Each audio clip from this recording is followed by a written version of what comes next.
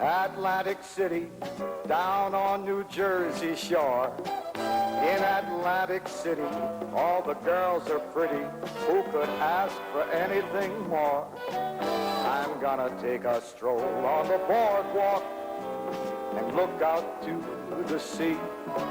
When the sun comes up in the morning, that is heaven to me. Atlantic City is a real fun city when they turn on those neon lights. All the bands start playing and they keep on playing all through the night.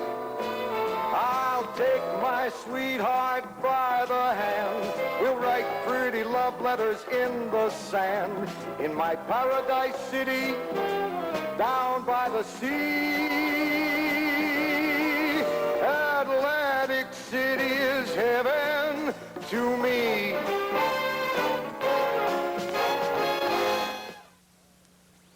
My name is Nick. I'll be your narrator throughout this tape. I'm going to teach you people how to beat the game of blackjack. We're going to use percentages and information to make all the decisions we have to make. Before we get into playing the game, I'd like to indicate to you how to use our tape. We suggest you watch it several times all the way through. If you find yourself after that point having to write down the information that we detail to you in chart form, do so then. I want you to practice for a while watching the tape, seeing if the special effects that we employ during this tape aid you in learning the information and the talents that we have to teach you today. So you'll pay close attention as you're watching the tape. Don't dwell on certain thoughts I have. Just go with the flow, so to speak. Listen to me. Pay attention to me as I speak. As we go along, things will become clear to you that may not become clear in the beginning. Okay? What I mean by that is you may not understand what I'm saying to you or the decision that I make. Have patience. Watch the tape. Pay attention to me as I go along. Things will begin to become a little bit more clearer. We like to use the light bulb theory in explaining that. As we go along and as you go along in your learning process, various little light bulbs are going to go off in your head. Eventually you'll get to the point where that major light bulb goes off and you understand exactly what it is and exactly the procedures and the whys and the wherefores. For now, in your initial viewing, in your initial learning stages, pay attention to the tape, watch the special effects. It'll sink into your mind. We're using high, latest, state-of-the-art editing and graphic facilities on this tape, and we expect it to do a lot in the learning process you are up against. We're going to play live simulated blackjack. We're going to start dealing out of a 4-deck shoe. The deck is not prearranged, so I'm going to have to take my decisions as they come and as they come at me. We're going to be playing with chips. They'll be referred to as units. We will keep track of whether we win or lose throughout the course of the tape, but that's not the main thing. The main thing here is how we present the information to you and how well you can absorb it into your mind and how well you'll be able to apply it in your stages as you go down and you start gambling in these casinos using our techniques. So pay close attention to what we're talking about, have faith in the system, and go with the flow. Now what I want to do is I want to play some blackjack. Somebody find me a dealer. Let's play.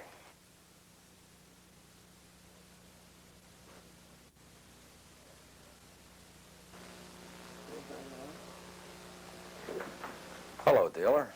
My name's Nick. Banco? Glad to meet you. I'm going to sit here and we'll play some blackjack. You know we're going to be teaching these people a little bit about the game. Okay. We'll go at a steady pace. Can I have a couple hundred units to start out with, please? Sure. Now you'll hear us referring throughout the tape to our bets as being units. We never, or we try not to refer to them in terms of dollars or their dollar value. We call them units. The first portion of the tape, we're going to be playing what's known as basic strategy. All the rules that pertain in this first portion of the tape will be concerned with basic strategy. When you're playing basic strategy, you'll always remain at a flat bet. you'll never increase your bet. We're going to go to a 1-unit flat bet, and we're going to play blackjack at that level with a 1-unit flat bet. These units here, the white units, are, you can look at them as $25. The green chips you can look at as $100. There'll be 4 units. The green chip is a 4-unit bet. We won't be getting into the 4-unit bet until we get to the count portion of the tape. Right now we're going to be playing basic strategy. You shuffle up for us, dealer? You get this game started. We'll see what we're going to do with this. Now, blackjack. Basic strategy portion of blackjack. Every portion of blackjack. We need to know 2 things to make our decisions. There are 550 different decisions you'll be confronted with during your playing of blackjack. 550 decisions when you take into consideration your first 2 cards and the dealer's up card. The dealer's card that you see and you know the value of. That's referred to as the up card. You get 550 different decisions to deal with during the course of play. We're going to give you the answer to each and every of those 550 different decisions. Now, your information, for information purposes, the only information you're going to have to base your decisions on will be what your actual first 2 cards are and what the dealer's up card is on each hand.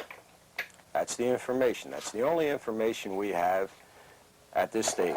We also have what is known as external information to involve ourselves with. Let's play a couple of hands. We want to get some explanatory terms out of the way. Percentages. We have external percentages due to the natural layout of the deck. I'll get into that in a little bit. Right now, there's some explanatory terms we have to get out of the way. We're going to deal with them one at a time as they arise. We have on the table a 16. Now in blackjack, we refer to that 16 as being a stiff. What is a stiff? Well, a stiff is essentially a bad hand. It's a hand that can break with a 1-card draw when you talk about it in respect to the players. So we have a stiff here. This is a 16. It can break with a 1-card draw. Anytime the player can break with a 1-card draw, we refer to that hand as a stiff. This is an 8. It's not a stiff because it can't break. Now, with respect to the dealer, we see that 3. That 3 we're going to refer to as a dealer's stiff. What is a dealer's stiff? A dealer's stiff is another thing that indicates to us that the dealer has a bad hand, has a high breaking percentage hand. Any up card in the dealer's up card position that indicates he must take a hit will be referred to as a dealer's stiff. So in this case, the dealer is on a stiff. He has a 3 up. That 3 alone gives us the information that the dealer must have a draw another card. So we're going to play our hands accordingly. I'm going to be making decisions, especially in this early portion of the tape that I'm not going to explain to you. Well, as they arise later, at the appropriate times, I'll go into why I'm making that decision. But in the beginning here, there's things I have to get out of the way, so I won't explain to you why I'm doing certain things. I'm just going to do them. You'll pick up on them later in the tape. Give me a card here, please, dealer. 18, stay. Take care of yourself.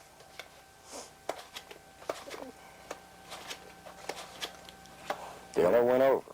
The dealer broke on his stiff. He had a 3 up. We know that he had to take more cards. We know he had to hit more cards. So we gave him an opportunity to go broke. In blackjack, there's such a thing as known as a push. When the dealer has an 18 and the player has an 18, it's a tie or a push. Okay? Give me a hit here, dealer.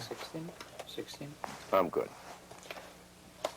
12, 14, too many. But in the case when the dealer goes broke and the player goes broke, even though we both tied or matched each other's hands, the dealer wound up with our money in the long run.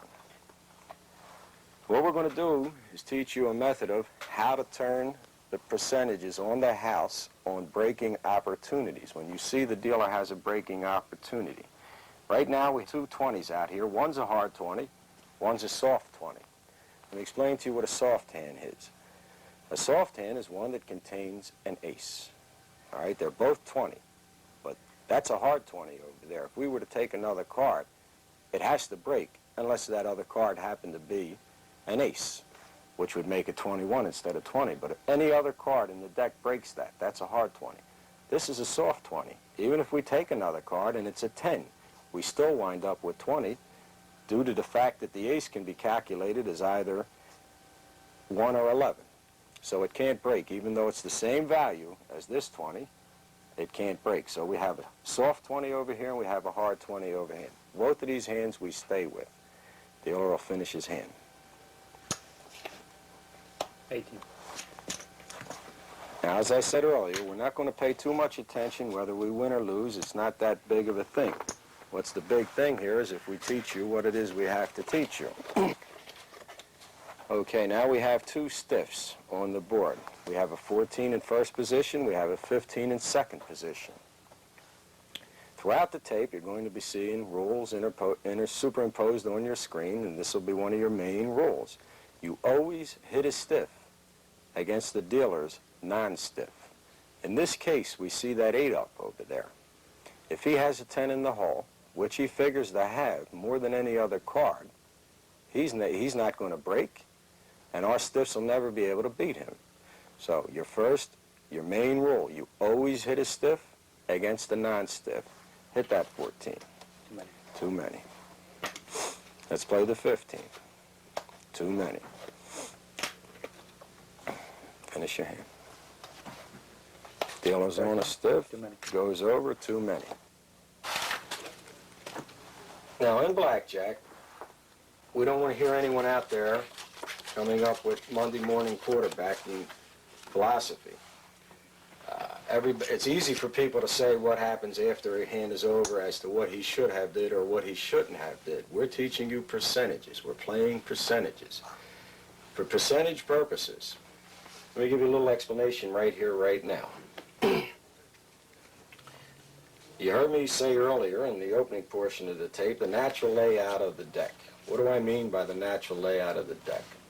Well, in a 52-card deck, or in a 6-deck shoe or whatever, your natural layout is exactly what I'm showing you right here. You have from your 2 on up to your ace. All the cards, all the suits are laid out into that deck. Now, you'll notice there are more 10s, 4 more 10s. There's 4 10s for every other valued card. The 10s we refer to as the king, queen, and jack. We always refer to them as 10 because that's what their value is, 10 value. So for every deuce, you have 4 10s. For every ace, you have 4 10s. The external percentages that I indicate to you that influence what's going to happen throughout our course of play are the natural layout of the deck. Seeing how there are 4 more 10s in the deck than any other card, it's reasonable for us to assume there'll be a 10 in the hole more than any other card. So for assumption purposes, for percentages purposes in making our decisions, we will always consider a 10 being in the hole, marry it to the up card, and figure the dealer to have that as a hand. Okay, now in this case he has a 5 up, it's a stiff. If he has that 10 in the hole, which he figures to do, to have more than any other card, he has a good opportunity to break. Now, let's give him that opportunity. If you look over there on first base, you see a 16. Now, if we hit that 16 and we break, and the dealer goes around and hits his card and he breaks, in essence, we tied. But he's going to wind up having our money. At a casino, in their benevolency, they like giving us the opportunity to break first. Well, let's turn that opportunity down. This is the land of America. Let's give them that opportunity. All right, let's give the opportunity to the other guy. Your second main rule, which is the opposite of your first. Never hit a stiff against a stiff. Now, we have a 16 over there. We see that dealer has a 5 up. Let's give him the opportunity to go broke. Why should we? 16 is a high-breaking hand. So is the 15. Let's give him that shot. Okay, dealer, I'm not going to hit. Go to your own hand. Now, he's playing us at blackjack. Blackjack pays 1.5 to 1. 14, too many. If the house gets blackjack, we pay him 1 unit. If we get blackjack, they pay us 1.5 unit because we get 1.5 to 1. Okay, dealer, 3 hands.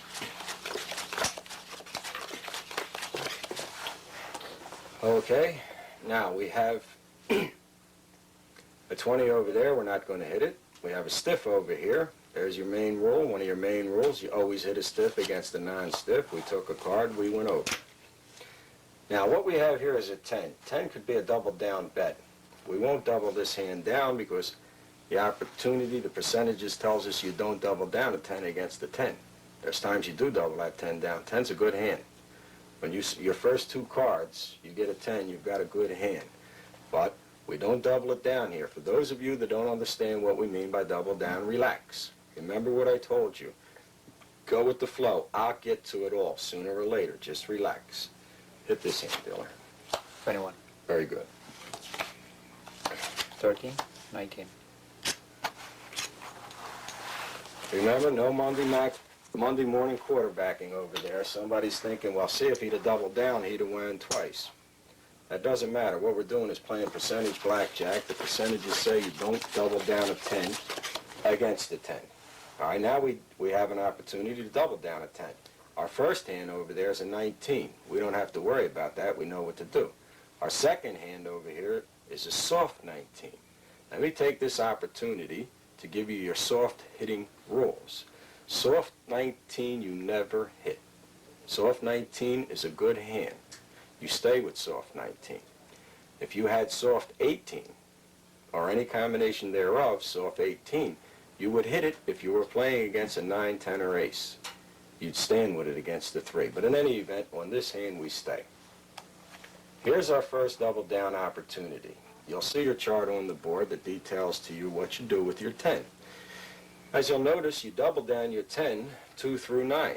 The dealer's up card is a 3, so we're going to double it down because he has a 3 up there. If he had a 10 or an ace, we wouldn't double this 10 down. But we're going to double it down. Quarter 10 for 20. Dealer goes to his hand. 9, 11, 20. Dealer has 20. We have a push. We lose 2 losers. Now, these double down bets and these split bets that we're going to be getting, split bets is when you have a pair, you can split them and play different things, increase your bet. They're known as an opportunity to get more money out on the table when the time is necessary. On your first hand, you have a 13 over there. You never hit a stiff against a stiff, so we're not going to hit it. We're not going to hit any of these stiffs. We have 3 stiffs here. We'll give the dealer the opportunity. Too many. Very good, dealer. You're playing just like we wanted you to. Now remember, this is live play. This deck is not prearranged. Nothing's planned here. It's all going to happen as it happens. Now, pips on the cards. Teach you people a little inside trick here, the way pip bosses and floor men, and dealers for that matter, count their cards. You'll notice there are certain pips. Say in this 5 over here, we have pips on the card. Don't try to look at the 5 to determine the numerical value of the hand. Get used to looking at the pips, the configuration of the pips. You'll notice that all 8s are shaped the same way. They all have the same configuration on their cards. So do all the 5s. They all have the same configuration on their cards. That's how you're going to read your cards. That's how those pit bosses down in Atlantic City amaze people. They can be standing 50 feet away and they can determine the value of a hand. Well, they do that by looking sideways at the value of the card. The pips on the card tell them what's happening. All right, let's make our decisions here. Soft 19, you remain with soft 19. You have a stiff here. There's 17, 17 is your hard stop hitting hand. You never hit a 17, irregardless of what the dealer's up card is. That's a hard 17. Over here, you have a stiff against a stiff. You never hit a stiff against a stiff. Let the dealer see what he does. 14, 14, 15, 17. So we have a loser, a winner, and a tie. Choice factor. Choice factor. Well, the dealer, he's like a machine. He has no choice in what he does. He must do the same thing all the time, every time. He must stand on all 17s. He must hit all 16s. We have a choice factor. Throughout the course of this tape, you're going to observe us making a lot of choices that the dealer can't make. It's that choice factor that can give us an edge if we take the right choices. We have a soft 15 over there. Let's hit it. 13. 13, hit it. You hit a stiff 16. against a non-stiff. Hit it. Too many. Remember that 10 in the hole theory. The dealer's going to have a 10 in the hole more than any other. Go ahead. 19. 19. He takes all bets. There's not much we could have done about it anyway.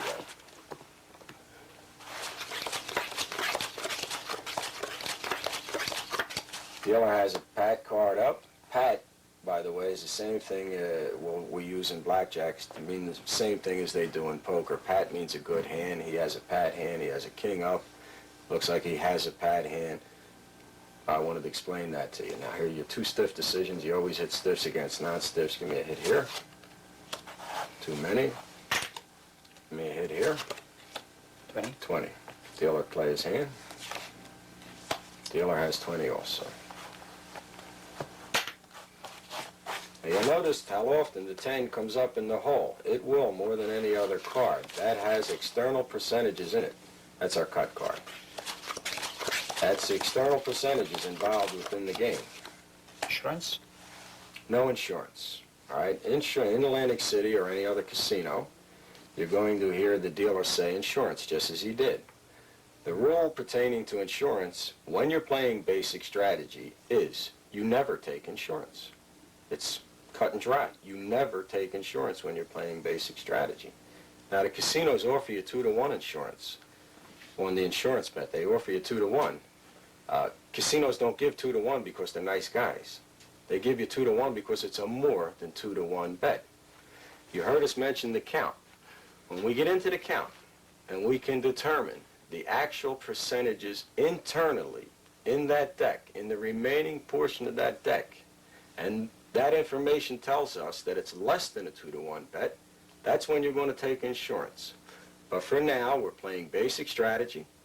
We're playing with external percentages only.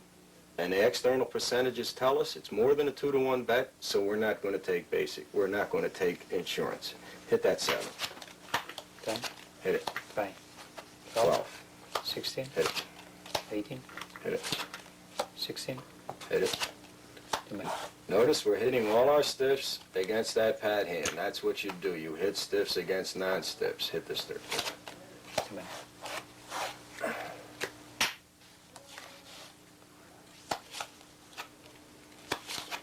16. Too many. Okay, now, it's the dealer breaking percentages. When they have an ace up, they only break 12% of the time. When they have a 10 up, they only break 21% of the time. That has a lot to do with the reasoning that we use in our decision-making here. I'd like to mention a little bit about how this game or how this system, this is not particularly my system. I don't want to represent to you, although a lot of the philosophy and the techniques we're using to teach you this system is mine. I've developed that on my own. But insofar as the actual decisions that we render here tonight are concerned, this is common knowledge. This is knowledge that has developed over a period of years as the game of blackjack evolved, as men took interest in the game of blackjack, paid attention to their decisions, started examining the natural layout of the deck, and trying to correlate it with the rules that are involved in blackjack. There started to appear a definite strategy, a definite way of playing your hand each and every time you get it against the dealer's up card in the same fashion. That's percentage blackjack play. It evolved by common sense men, by men card sense, playing a lot of years, observing, playing little games with the natural layout of the deck and the consequences thereof. It was from men like these that I learned it in the early 60s. I had already became a sharp blackjack player, playing in the Marines, running my own game while I was in the Marines. And I had, let's say, walked into the evolution stage that I indicated to you, not hitting stiffs against stiffs or hitting stiffs against non-stiffs. You start figuring that out on your own. You start becoming aware of that if you're conscious and if you're awake and you have a good memory and you watch it. Hit that 7 down there. Yes, fine, 17. All right. Now here's a double down bet over here. We have the 11 double down. Any combination, first two card combinations that total up to 11, which a 9 and 2 do, you double down 2 through 10. Double down means you put one chip on the board, you double your bet, and you're only allowed to take one card on that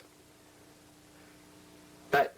You're only allowed to get one additional card on that bet, but you've doubled your money, and you've doubled your money when he has a 6 up, when he has a high breaking hand up. So we have a 16, but we're still looking at a 42% breaking percentage at that 6. 16 against a 6, you never hit a stiff against a stiff, so we're going to let the dealer see what he can do. He has 8, and 18. 10 is 18. All right, don't let any one decision here or the outcome of any one decision here affect what it is I'm telling you. We're playing blackjack, percentage blackjack. The percentages are in our favor on that bet, so we took them. Insurance, please. No insurance. Hit that 7.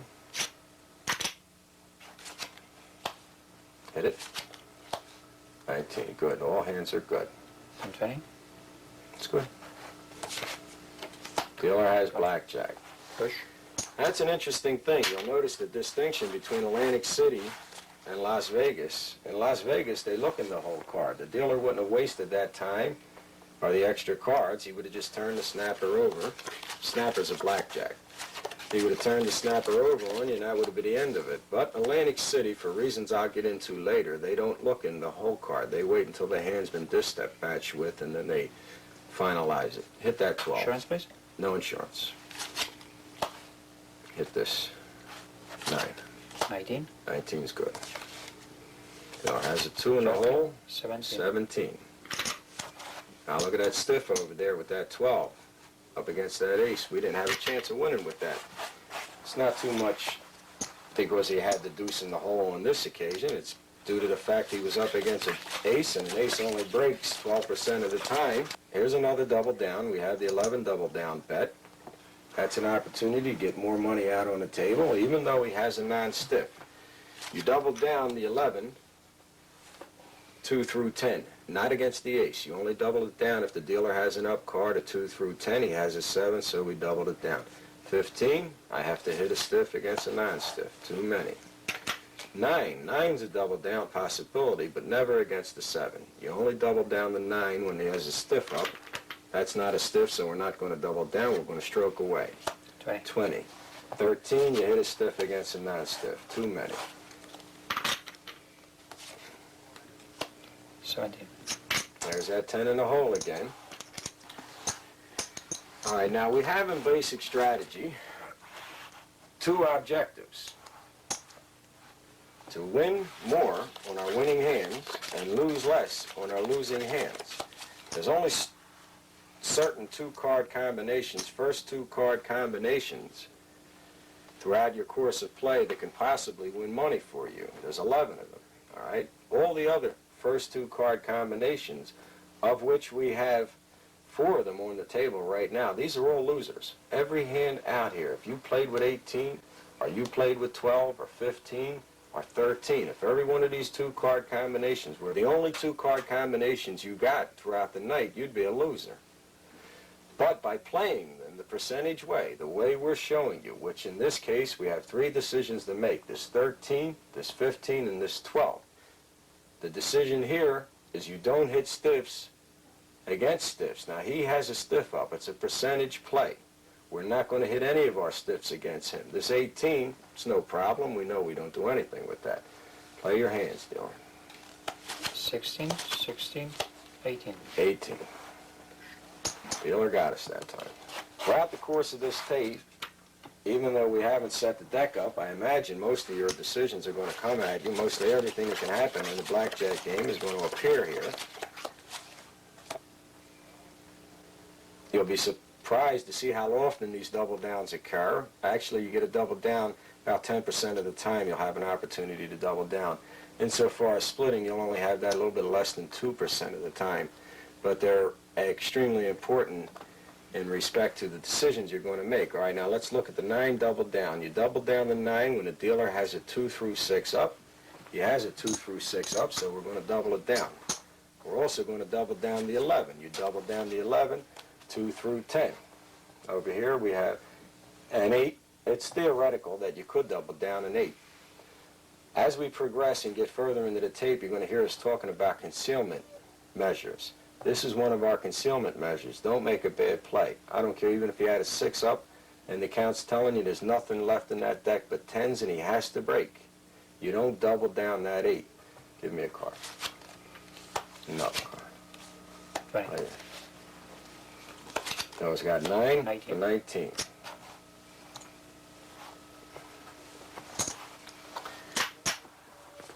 We lost that first double down on first base, but don't let it discourage you. Like I told you, and I'm going to keep repeating, don't let any one thing affect your thinking here.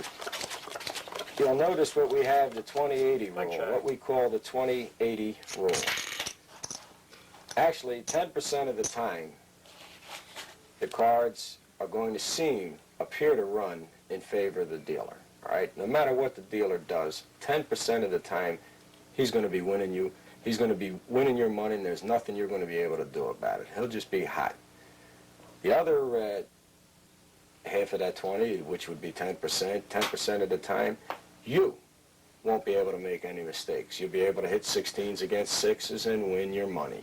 You'd be able to split 10s against an ace and you'd win your money. But that's only 10% of the time that luck gets involved. All right, that's called luck. That's what we know as luck. All right, 10% of the time the luck is going to be on his side of the table. 10% of the time the luck is going to be on our side of the table. It's those 80% of the time that the percentages prevail, that we can make you a winner, and that this system, the whole overall system, can give you an edge over the house. That 80% of the time when you're making your decisions and the percentages are flowing back and forth or evenly. All right, now we have 2 decisions out here. We had 2 blackjacks. That was real nice. But we've got a 14. You don't hit a stiff against a stiff. Now your 9 split. It's your first split opportunity on the board right now. The split roll on your 9s is 2 through 6, 8, and 9. Not the 7, not the 10 and ace. But when you're playing when the dealer has a 2 through 6 or an 8 and 9 in his hand, that's when you split your 9s. We're splitting these 9s, putting 1 chip up. We're going to play 1 hand at a time. Now, in Atlantic City, you're not allowed to split after splits. If you were playing in a casino that would permit you to resplit, that would be referred to resplit. You'd resplit this 9. You'd split it again. But in Atlantic City, they don't permit you to do that, so that hand's finalized. This hand, please, dealer. 17. 17 being our hard stop hitting number. Dealer's going to take care of his. 13. 20. 20.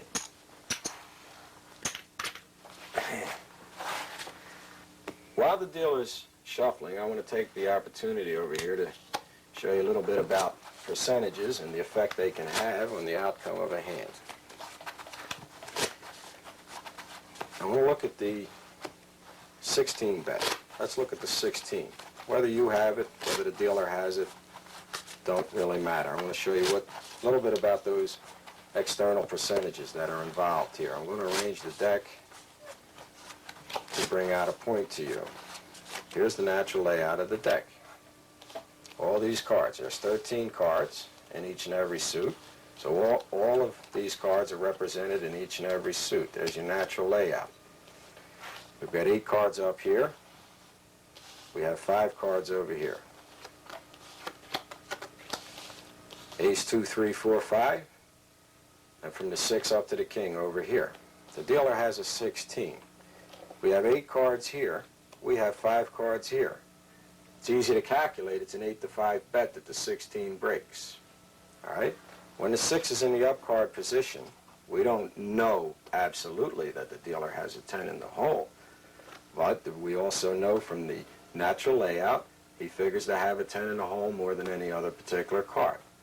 When we see it's a bona fide 16, by the natural layout of the deck, it's easy to determine it's an 8-5 bet that this 16 is going to break, because there are 8 cards that'll break it. That 6 breaks it, on up to the king, breaks it. And there are 5 cards that make it. Keep this point in mind, this 8-5 proposition I'm telling you about. It's going to come up later in the tape. Excuse me, Venko. That's right. me cut the cards, get back to playing some blackjack. Okay, go ahead. Now, I spoke a little earlier about the natural layout of the deck. In a few seconds here, I'm going to Blackjack.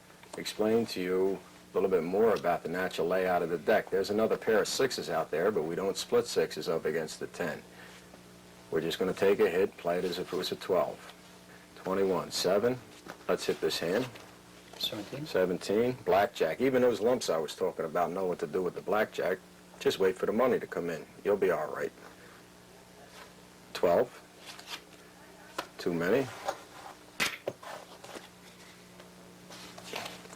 Now, you know those lump players. You've seen them. You've seen lumps out there in your life. They have no reasons for doing what they do. They might hit a 16 against a 6 once in a while. They might stay with a 16 against a 6 once in a while. A lot of times they make their decisions predicated upon whether the dealer's tie is crooked or whether it's shining outside, the sun's shining, or whatever. They're not using percentages. They're not using logic. A lump is a person that doesn't use logic.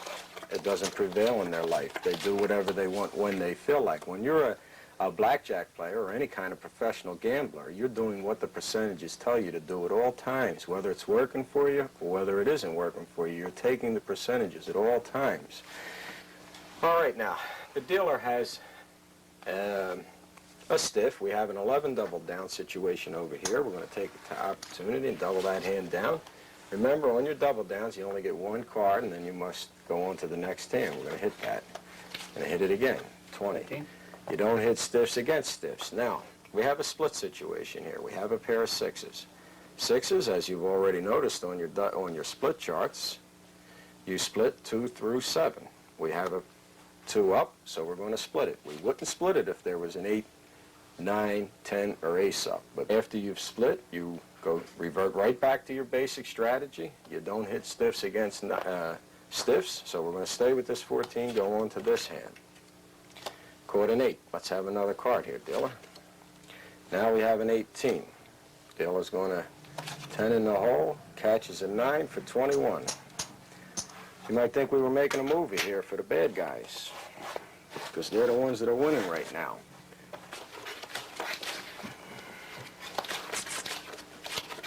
Dealer breaks. The dealer breaks 28% of the time overall. 28% of the time overall. All right? 6 and 5 break 42 and 43 respectively. But the dealer himself, overall, all the hands will break 28% of the time. On your 9 double down, you double down your 9, 2 through 6. We're going to double it down right here. We caught an ace, we have 20. 15, you don't hit stiffs against stiffs. You stay. You double this 10 down. 13, 14, 21.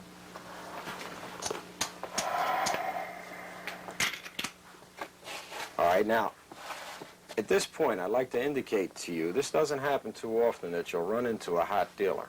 But you run into a dealer that's running this hot, I would have left this game a long time ago.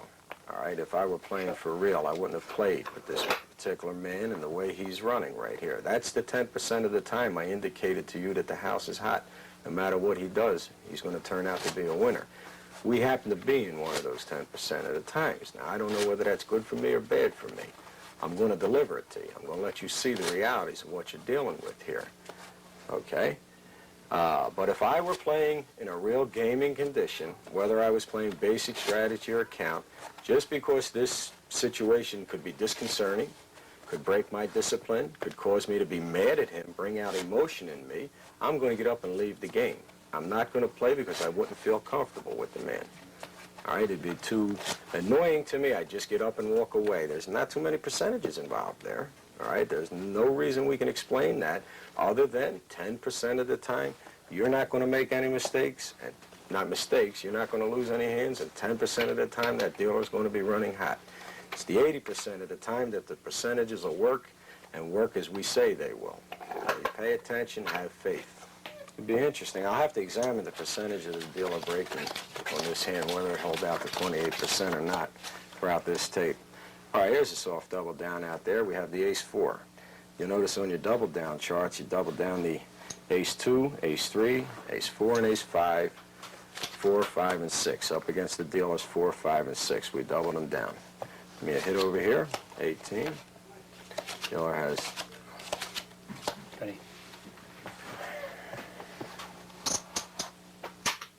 You had 19 there. You want to put that bet back?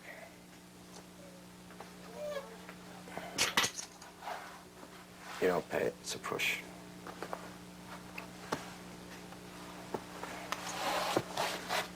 Okay.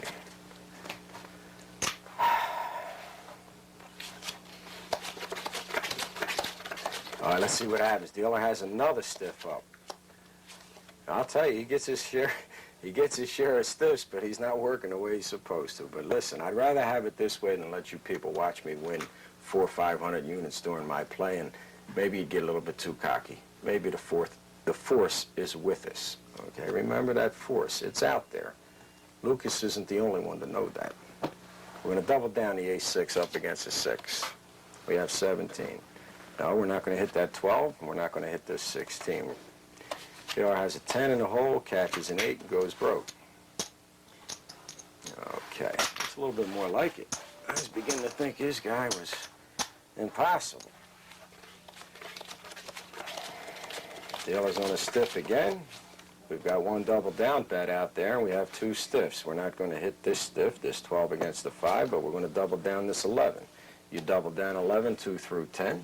He has a 5 up. We doubled it down. He's going on to his hand. We're good here. He has a 10 in the hole, 17, too many.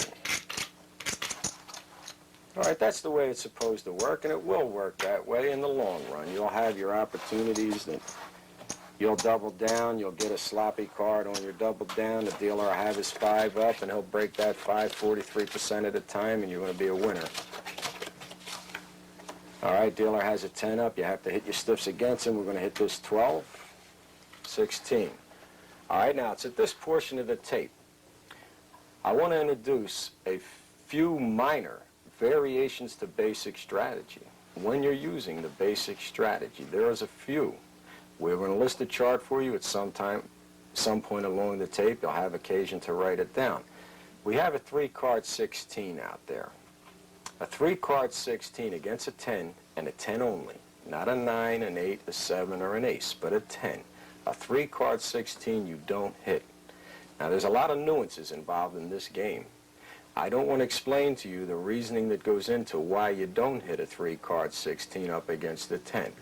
A little later on, I'm going to refer you to books. I'm going to give you other sources of information. In those books, from those other sources of information, you'll be able to pick up on a lot of the nuances that I'm not taking the time to elaborate on right now. But as you see on your variations to basic strategy decision chart, you do not hit a 3-card 16 up against a 10. So we're going to stay with that stiff. Let's hit this 13 over here, please, dealer. 14, hit it again. 15, hit it again. Too many. Hit this 15. 17. 17's your stop hitting number. Dealer will take care of himself. Dealer has a 2, catches a 6 for 18. All right, remember that variation. It's a minor variation. Let's play some more blackjack, see what happens here. Okay, we've got one double down opportunity. We have to hit this 12 if it's a stiff. Dealer has a non-stiff. You hit your non-stiffs. You hit your stiffs against non-stiffs. Too many. Double down our 11. We catch a 9 for 20. Dealer has a 7 in the hole. You see that 11 double down? It's a powerful double down bet. When you double down your 11, you have 4 10s can give you 21. You have a 9 that can give you 20, and you have an 8 that can give you 19. Okay? So you have 6 cards. We have 6 cards that can make that hand a winning hand. And you also doubled it down up against the stiff, where you have the higher breaking percentages going for you. Listen to the reasoning. Think about it later on. It'll mean something to you. Hit that 14, please, dealer. 19. Hit this one here. You can't double down your soft hand up against that 10. You only double soft hands down up against stiffs. 17. Hit this hand, please, dealer. 14. Too many. Here's another variation that you have to basic strategy. It's a minor variation. Again, you'll pick up on the nuance as to why in these books that I'm going to refer you to read. But when you're 14, consists of 2 sevens like we have here. This is a pair of sevens. It's also 14. It's a stiff. You don't hit 7-7 against the 10. Real quick, you need another 7 to get 21, and you need a 6 to get 20. He figures to have a 10 in the hole. Percentages say he will. All right, it's even 8-5 that he's got a pad hand in there when he's got that 10 up. There's only 5 cards that give him a stiff. The other 8 give him a pad hand from the 7 to the ace. All right, 2, 3, 4, 5, and 6 give him a stiff. So it's 8-5. He's on a pad hand. But nonetheless, get back to this 7-7 decision. 14. You stand with 7-7 up against a 10 and a 10 only. Deal or tell your own. All right, so he had that 10, he had that 20. The only way we beat or tie the man is to buy one of the other 7s or a 6. There's a very nice thing. There's a 2% swing in your percentages as to whether you hit it or not. You'll win 2% more by playing it the way we did. That decision overall, over 100,000 hand than you would by hitting it. Okay, let me see what I can talk about while we're shuffling over here. Another interesting thing, blackjack's the only organized casino game in history that the player can systematically beat. You can't do it to craps, you can't do it to roulette, can't do it to the slot machines or keno or any other casino game. But blackjack is the first and only organized casino game that can be beat. We're close to going into the count, and the count is what beats the game, okay? I'd like to get a few more hands out here in basic strategy. Oh, well, look at this. Now we have some decisions to make. Finally, there's our split ace decision. We already told you split aces all the time, and thank God you got them, because they're 2 dandy cards to have. Don't let anyone ever influence you otherwise. Pair of 6s, you split 6s. 2 through 7, that's a 5. We split them. Let's hope maybe we get another double down here. 6s. Unfortunately, in Atlantic City, we can't split that 6 the 3rd time, so we're not going to play as if we can. We're going to go, yes, we're not going to hit this stiff because there's a stiff here. We're going to hit this 6, excuse me. All right, we have 14. Here's our 8s. Aces and 8s, dead man's hand in poker and blackjack. Well, the 8s can't be converted into a winner no matter what you do with them. All right, the aces are. They're a first 2-card winning situation. You always split 8s also. Aces and 8s, you always split. More than anything, you're getting up off a 16 over here. All right, you got a 16 if you keep your 8s, but you can split them. You can hope for a deuce or a 3 to give you a double down. There's a lot of percentages in there. You catch an ace, you got a 19, a winning hand, don't you? All right, let's play it. Here's your money. 18, this hand. 14. All right, here's another double down situation. I'm going to double it down. It's a soft double down. I'm going to take 1 card and 1 card only. 16. Dealer has a 7 in the hole, catches a 10, and went through. That's dandy. That's dandy. Maybe the 10% is switched to him. Who knows? But we don't care about the 10% of the time. All right, I'm throwing it out there a little bit in jest right now, but we don't care about these 10%. It's the 80% of the time that the deck and the dealer and the player will be playing percentages. And if you play the percentages and you make the right choices in your choice factor situation, you're going to turn around. You're going to be a winner once you get to the count situation, when you start using the count. Have a hit on my 16, please. It's too many. You hit over here. 17. Okay, let's have a hit over here. Hit it again. 15. Hit it again. 19. 19. 18. Okay, now I'm going to take a little break and organize my thoughts. I'm going to come back here and we're going to start playing with the count. Before we start playing with the count, I'm going to give you a little bit of the history of the count, a little bit of what it is we're going to count. All right? The ratio of big cards to little cards is what we're going to be keeping track of. That determines the percentages. When there are more big cards left in that deck than there are little cards, it's in the favor of the player. So those are what we have to count. We don't have to count each and every card. All we have to do is count the big ones cumulatively against the little ones. We'll be back in a few seconds to show you how. Thank you.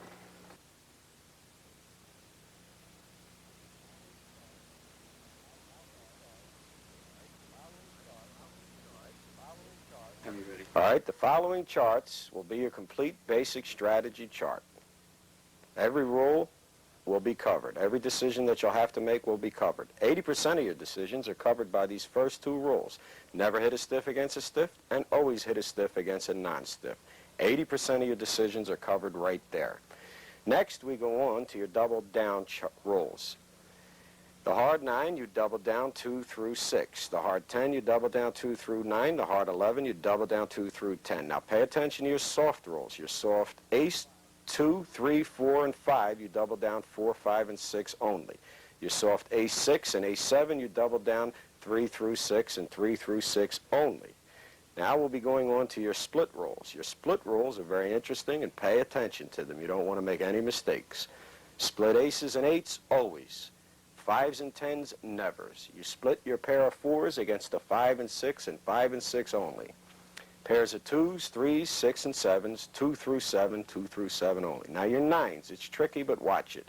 You split your 9, 2 through 6, not against the 7, and also against the 8 and 9, not against the 10 and ace, just the way you see it there on the board. Your variations to basic. Pay close attention. Your first rule, hit 12 versus 2, 3, contradicts what we said about never hitting a stiff against a stiff, but nonetheless, you always hit a 12 against all 2s and 3s. That 3-10 hit. You hit the 3-10 versus the 12 and 12 only. That's a 3-10, not a 5-8, not a 6-7, or a 9-4, but a 3-10-13 you hit against a 12. The other two rules were explained previously.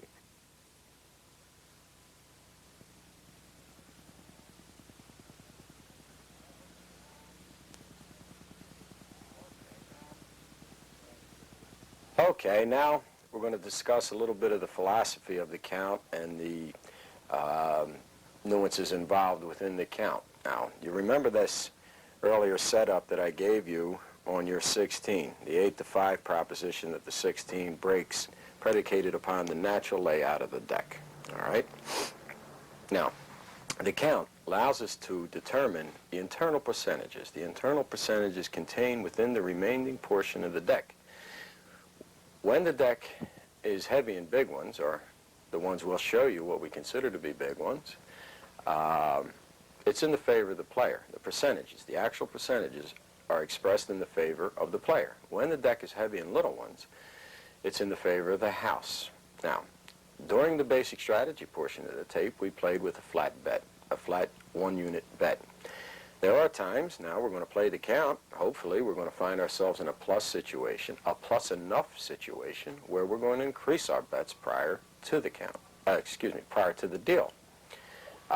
And it's the reasoning as to why we count the big and little ratio, the ratio of big to little cards contained within the remaining portion of the deck, is so that we can determine when to increase our bet prior to the deal. As stated before, the only time you increase your bets in basic strategy is in double downs and split situations, and when the dealer's up against a stiff, primarily. When the dealer has a stiff, primarily. That's when you increase your bet, you get more money on the table.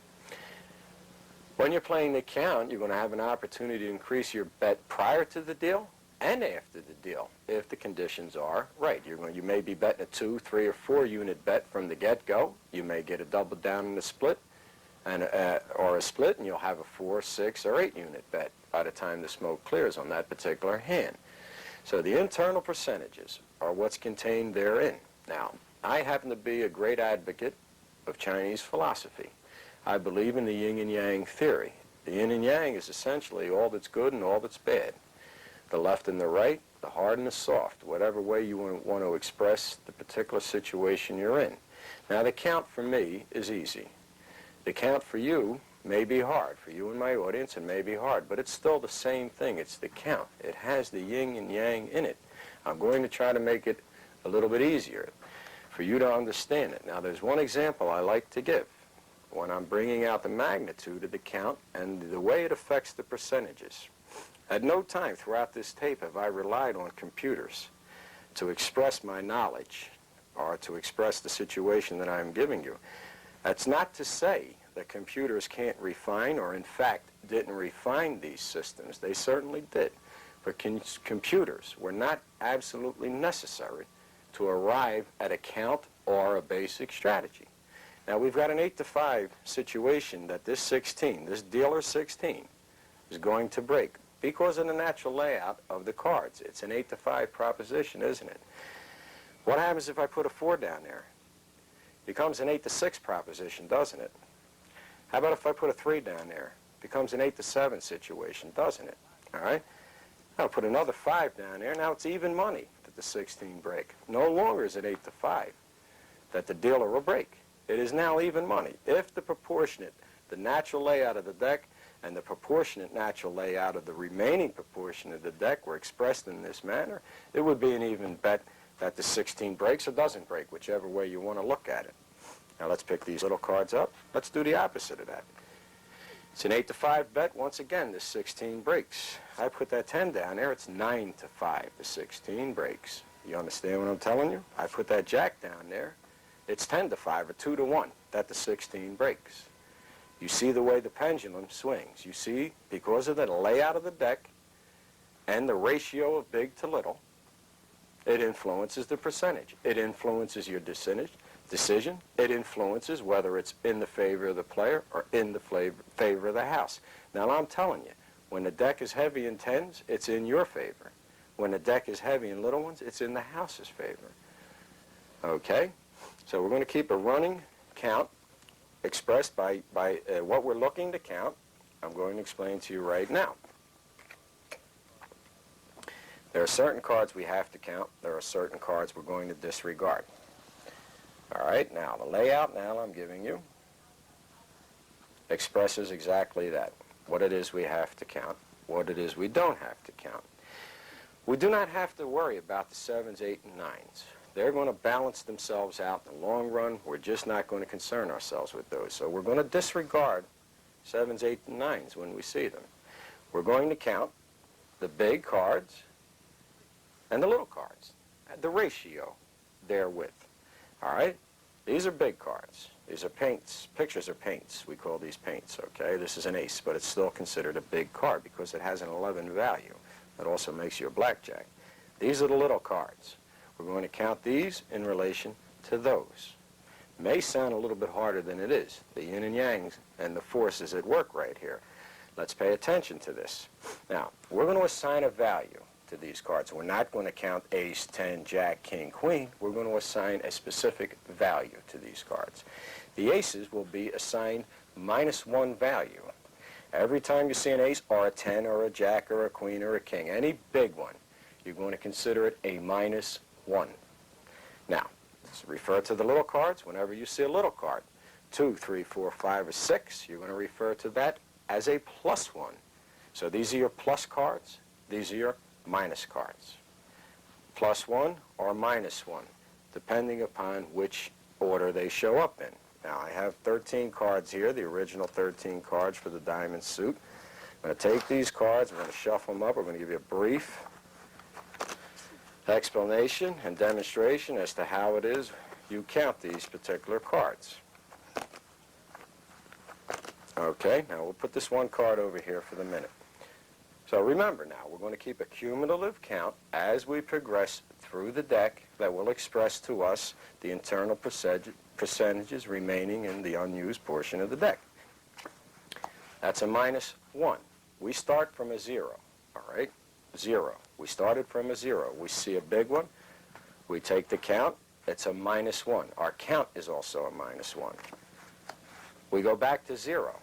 That's a +1 card. The value of this card for count purposes is +1. When you cumulatively add a +1 to a -1, you come up back to 0 again. So our count, -1, 0. +1. It's another small one. 2s, 3s, 4s, 5s, and 6s are considered +1. So we have a +1. Goes back to 0 again. Disregard the 8. -1, 0, -1, -2. This card's only a -1, but we had a -1. Our count was -1 when we laid it down. -1 and -1 is -2. Disregard the 7. -1, 0. Now the count is 0 all over again. Seeing how we started with 5 big ones, 5 little ones, and we now have a count of 0, what's that tell us this card should be?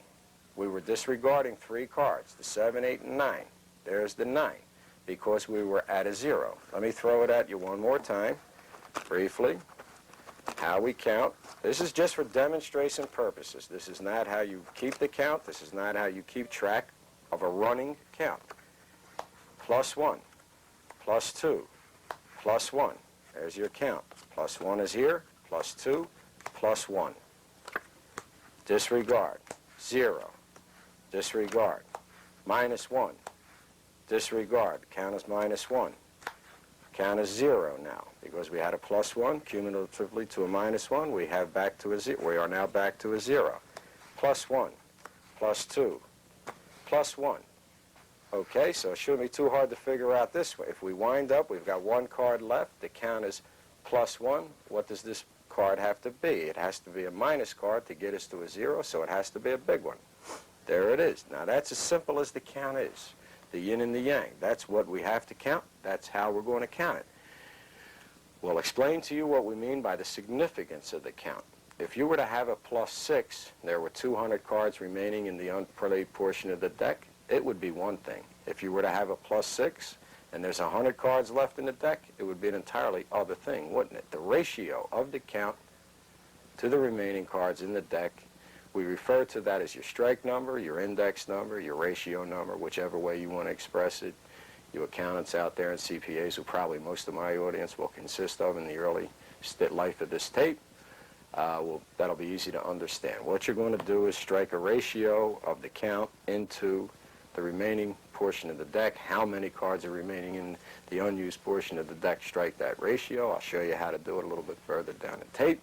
And that will give you what we refer to as the strike number, the index number, the ratio, or the true count, the true percentages, the true count.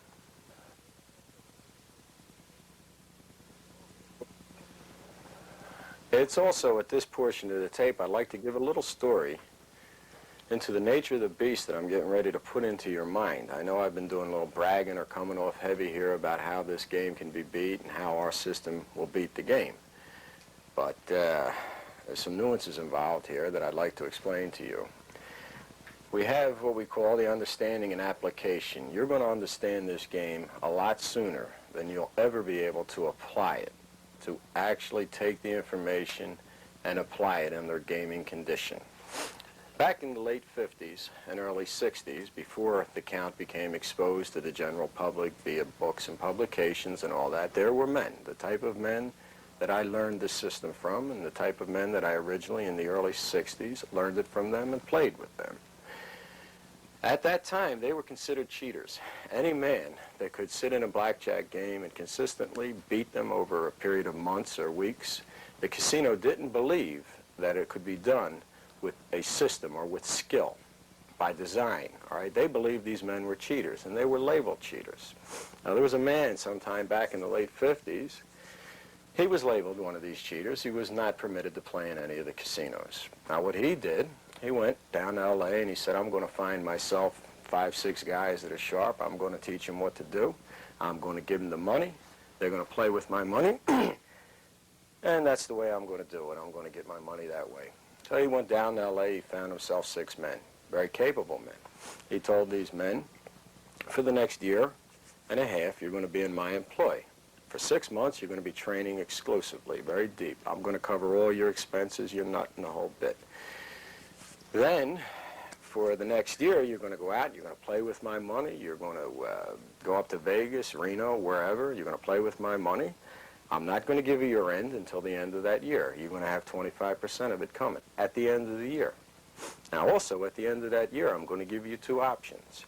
You're going to be able to continue on with me. Continue playing my money, my guidance, my engineering, and play with my money and take the same split. Or, at the end of that year, you can take your end, go your merry way, live your life any way you want to live it. If you want to remain playing blackjack, you go ahead and play blackjack.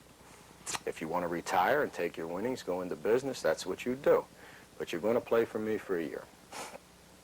Well, this is what they all did. These men worked for the man. They were very loyal to him. They worked hard. They spent their 6 months with him in actual training to learn this business, went up to Las Vegas, beat their brains out for a year. They took over $1.5 million in that year as a team, okay? At the end of that year, all those men took their end. And after they got their end, they decided to go out on their own, play this game on their own. They said, we don't need this guy anymore. We learned what he had to teach us. We already know we can use it. Now we're going to go out and play on their own.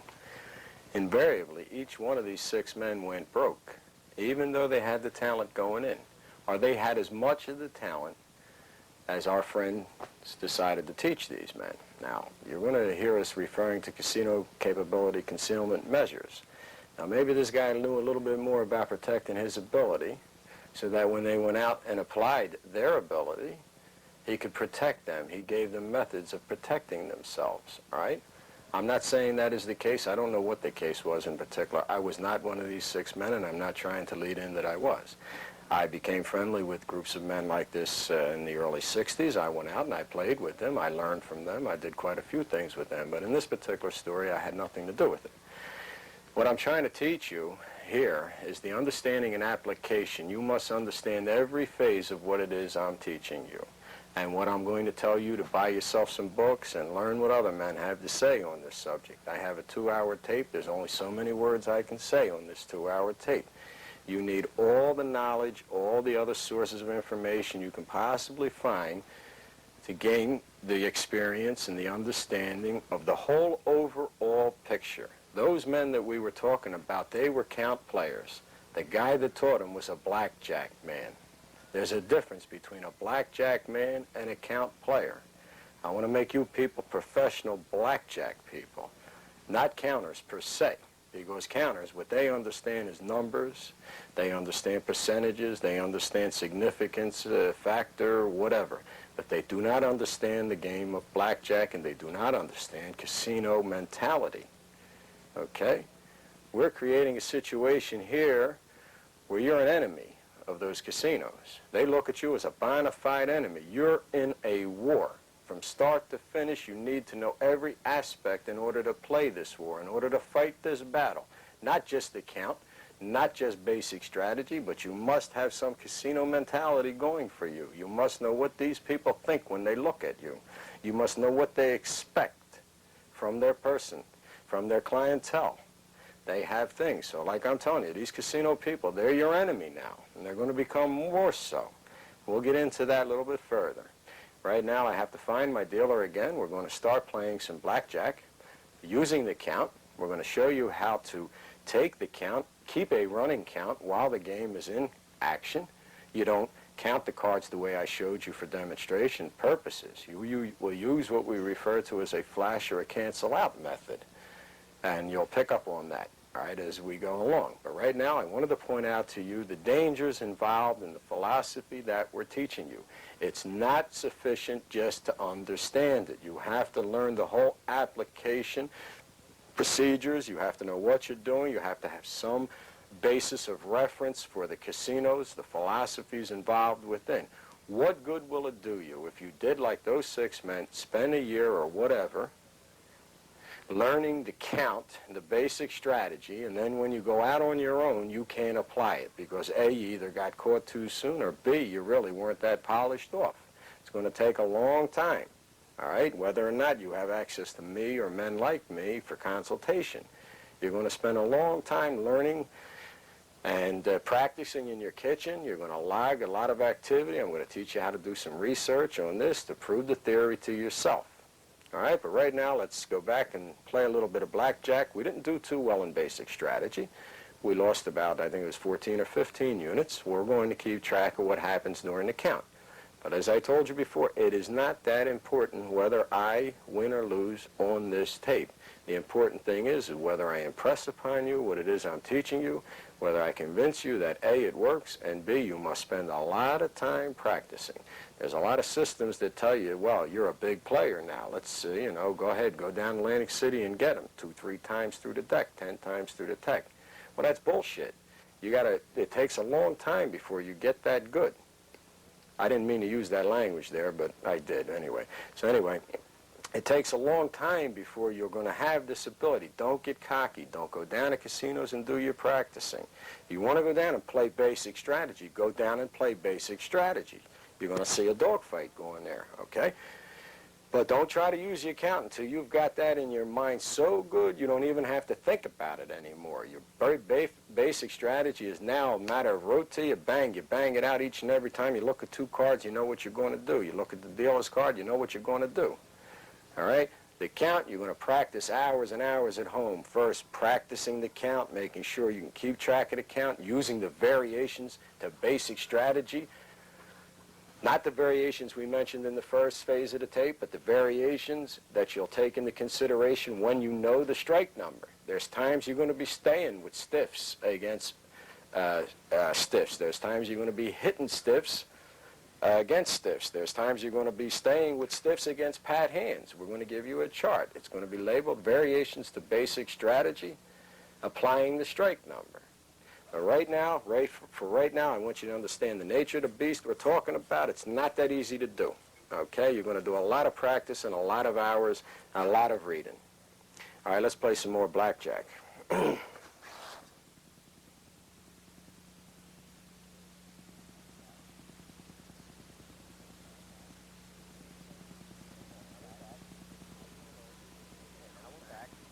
Bring some money. Okay, now we're back. And like we told you, we're going to be examining the internal portions, internal percentages remaining in the deck. We're going to start out with our usual flat bet because we're at a 0, and a 0 is no significance at all to us. So we keep our minimum bet, which is a 1-unit bet, and we'll wait and see how long it is before we get to, and if we do, in fact, get to a situation where we have a high enough plus that dictates, prior to the deal, the raising of our bets.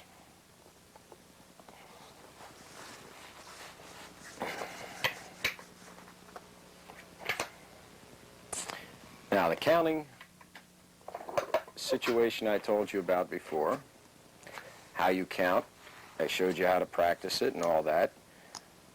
You're not going to count each and every card as it comes out of the shoe. We're going to teach you the, you can deal. We're going to teach you the flash and cancel out method of keeping track of the cards. Okay, so let's first deal with our count out here. Let's see. We're going to use the cancel out method. There are no big ones on the deck, on the table. All we have are little ones. So we've got a total of +6 right now. We're disregarding the 7, 2 here, this card here, and the 3 that we see. That's +6. Okay, so our count at this point in time is +6. As we progress through the shoe, we're going to adjust our counts to reflect the hit cards as they come out and the rest of it as it goes. Let's make our decisions basic strategy-wise right now. We're going to double down over there. We're going to split these 8s over here. Because the dealer's on a 3, and you always split 8s, you double down the 11, 2 through 10. We have a 12, you don't hit stiffs against a stiff. You hit this one over here, we have 7, 15. Hit this 8 dealer. 12. 12. Don't hit stiffs against stiffs. Now, we had a +6 when all the cards were dealt out after the hand. This card here, that queen, made it +5. This 4 over here made it +6 again. This 4 over here made it +7. We're sitting with a +7. That's the count. That is not the strike number. I'm good here, dealer. Take care of yourself. So we have a +7 right now. We also have 2 10s that just got extracted from the deck. The one that was in the dealer's hole and the one that he hit his hand with. So our true count not our true count, our count right now is a +5. So it is still not high enough. The significance factor of our count being +5. We had a +5 after the hand was put over there. We have to incorporate it, the present cards laying on the table. We're going to use the cancel out method. Since these 2 cards cancel themselves out, we don't have to do any calculating here. We don't have to do any calculating here. We don't have to do any calculating here either. They're all canceled out. We're still carrying a +5. This 10's the only one we have to count cumulatively because these other ones have been figured out. So we have a minus 1 here, but we had a plus 5 to begin with, so our present count at this point in time, reflecting all these cards, is a plus 4. All right, now we're going to play our hands using the basic strategy method. Hit this stiff, hit the 15, 19, hit this 15. 19, Okay, now, we had a plus 4 after the deal. This here made it a plus 3. This here made it a plus 4. This little one here made it a plus 5 again. We have a plus 5 count. Dealer, take care of your own hand. Plus 6 with that deuce. Plus 5 because the 10 canceled out that deuce. So we're back to a plus 5 once again. push, push.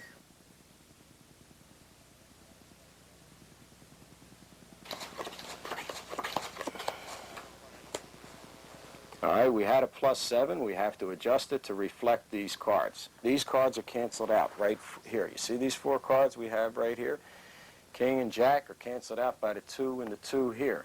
Being the 8 and 9 are both non-negotiable. This is canceled out, so we have no count on the board. We don't have to adjust anything. We remain with a plus 7. All right, we have a double down 10 and a double down 11 situation. You double down the 10 and the 11, both against the 9. We'll double it down. All right, now, let's adjust our count. We still have a plus 7. We had 2 hit cards come out. We had a little one and a big one. They canceled each other out. We have a plus 7. 15 against a 9, you hit it. 16, hit it. Too many. Disregard. Now we just had that ace drop out over here. We got to remember to adjust our count. Our count was plus 7. An ace was exposed. The count's plus 6, adjusted to that. Now we have to take into consideration the dealer's whole card. Count's plus 6, its count is plus 7 with the dealer's whole card. Now we have a count of plus 7. Okay, with a count of plus 7, let's determine our significance factor. There are approximately 160 cards left remaining in the deck. You divide 160 into your count of plus 7. You will come out with approximately a 4.5 significance factor or a 4.5 strike number. Now, we're not showing you this on the screen, but you will have to adjust your decimal points 2 to the right to make this 4.5 come out as a 4.5 as opposed to a .045. But nonetheless, you'll get to this as you go on. Watch the tape and be patient. We're striking our strike number right now. We're arriving at our significance factor right now. You divide 160, or the cards remaining, into a count of plus 7. You'll come out with a count of 4.5. For determining prior to the deal when to increase your bet, you increase the bet to reflect half the significance number or half the strike number. Since in units, since we have a 4+ true count, what we're going to do is increase our bets to 2-unit bets on each bet. All right, we have a plus situation, a higher plus situation than nothing. It's not all that favorable, but it is favorable enough for us to increase our bets to a 2-unit as opposed to a 1-unit bet. All right, let's deal out the cards and see what happens.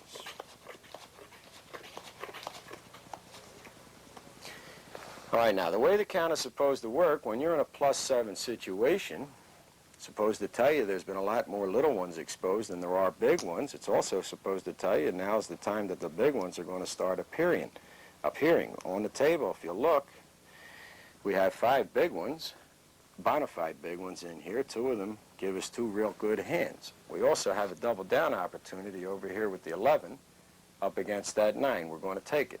First, we have to hit this stiff against the non-stiff. We have a plus 7. We have to adjust our count. Our count is a plus 4, figuring in your adjustment situation over here. You're going to take, with a plus 7, if you took away these 4 big ones, you'd have a plus 3. This would cancel out. You got one little one left. You'd go back to plus 4. You have a plus 4. You take this hit card, gives you plus 3. All right, now we have a plus 3 right now. We're still going to double down this 11, irregardless of what the count is when you're up against the 9. Plus 3, this gives us a plus 2. All all right? So we lose 2 units over here, 2 extra units over here because of the double down bet, and we get played over here. Our count is +2.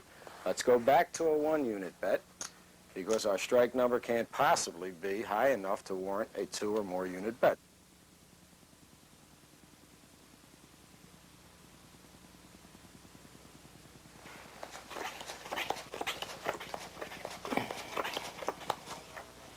Okay, now we have to take our +3 and adjust it to the present count. The count on the table right now is a +6, all right? But the count on the cards laying on the table is a +6. The count that was present as a result of, after the last hand anyway, was a +3. A +6 and a +3 is a +9 count. You now have a +9. You're looking, anticipating having a favorable situation for increasing your bets on the next time, on the next hand, but nonetheless, we have to deal with the hands we now have. We got a double down opportunity here, and we're going to hit that 5. All right, +8. There's a big one. We got to take that minus card. This ace is a minus card, so we got to count a +8. Hit it. 13. Hit it again. Too many. +7. Our count is now +7. Doubling down over here, +7. +8. We have a count of +8. Hit this. 16. Hit it again. 18. +8. Over here, +9, +10. Threes. You don't split the pair of threes against an 8. You split your threes 2 through 7 only. That's an 8. We're not going to split it. We're going to play it as if it were a natural stick. 6. Hit. 11. Okay, that 5 made it a +11. You disregard the hit card 9. We do not count 7, 8s, and 9s. The dealer's whole card will make it a +10 once again. Count has been adjusted. We have a count of +10. Let's look for our strike number. Please, dealer, don't deal. We have approximately 2 decks gone. Let's figure we've got 100, maybe 110 cards left in the deck. You divide 110 cards into 10 cards, you have approximately a count of 9. All right, your true count would be approximately 9. All right, this is very hard to understand, but once you get it, you'll get it and you'll never forget it. It's like riding a bike. With a count of +9, you increase your bet. We told you your maximum bet is 4 units. All right, so we're going to go to a 4-unit bet on all these hands with a count of with a strike number of +9. We're going to go to a 4-unit bet on each hand. We're going to play it accordingly. That deck is very heavy in favor of the players. This is the time to bet your money, when the deck favors the players. Now your count is 10. Your true count is +9, but your count right now is 10. We're not going to hit that stiff against this stiff. We're going to take this 8. Now we have a double down opportunity over here. We caught a 10 on our double down. All right, so now we got a +13. Our count was +15 prior to the hit card here. +15, consider this card here, we're going to have a +14. Consider this card, we're going to have a +13. Our count is +13 right now. Doesn't it figure? Now think about all the things we talked about in basic strategy, the 10 in the hole card and all that, the heavy cards coming out. Doesn't it figure that there's a 10 in that hole? Even more so than in the natural layout situation we indicated to you before. And doesn't it figure that a percentage of the time in this situation that man's going to break right now and you got your money out on the table? Doesn't it figure? There's a lot of figuring. There's a lot of common sense. As I told you, common sense evolution taught a lot of men how to beat this game. All right? And they didn't need computers. Computers refined it. We're to the point now we're dealing through a 4-deck show. So we need that help, the computer refinement help. Dealer, let's see what happens to you. There's this 10 in the hole. Hits it with a 4. What are you going to do? All right, we had a +15. We took these 2 cards. We had a +13. Dealer had a big one in the hole, hit a little one, canceled out. We still have a +13. +13, you divide 80 cards into the +13. You come out with a strike number of approximately 16. Now, with a strike number that strong, you might be tempted to bet 8 units. Well, you never bet 8 units except under certain circumstances of which we'll try to show you before the tape is over. For capability concealment measures, we have to use controlled betting. You're going to bet 4 units will be your top bet, except under certain circumstances. So with a strike number of plus 16, we're going to bet a 4-unit bet, and a 4-unit bet only.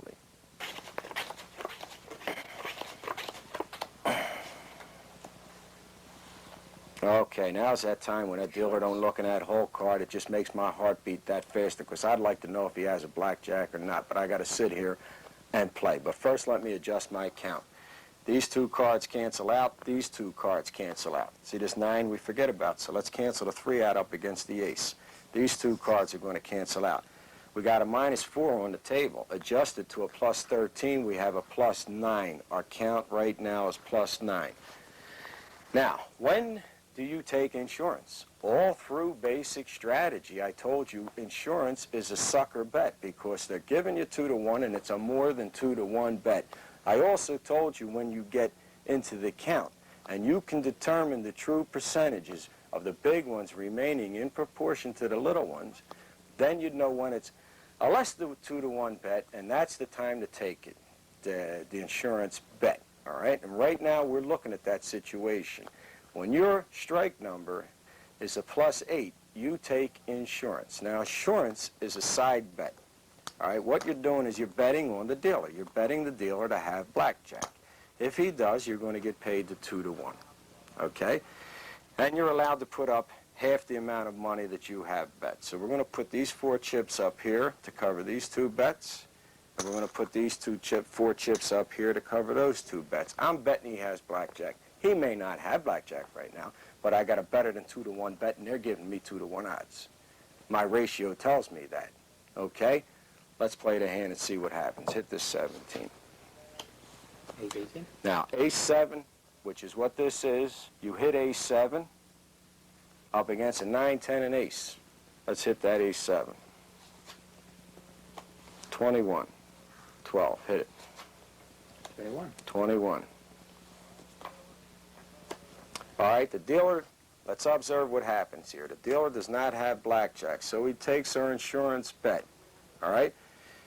We were fortunate here to win this particular bet. We caught a 9. We also caught a very lucky draw over here. But nonetheless, it was a percentage play.